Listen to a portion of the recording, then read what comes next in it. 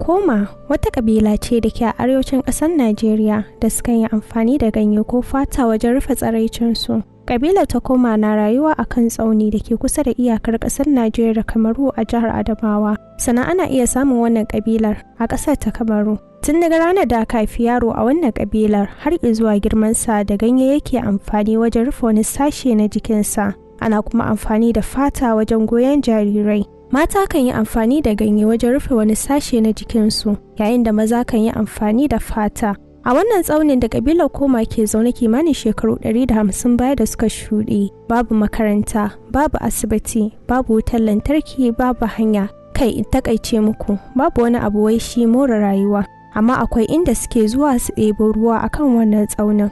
A kabilar Koma an haramta mata haifan 'yan biyu domin suna ganin su a matsayin wani abu daban. Da haka, muddin kika haifi 'yan biyu a wannan kabilar ta Koma, abin da za a yi shine kashe ki sannan kuma abin ne ki tare da 'yan biyun waje guda. Da fatan za ku biyo ni a shafina na YouTube mai suna Esme Malari kamar yadda ke rubuce a nan domin jin ƙarashin labarin mutanen kabilar Koma da ke jihar Adamawa.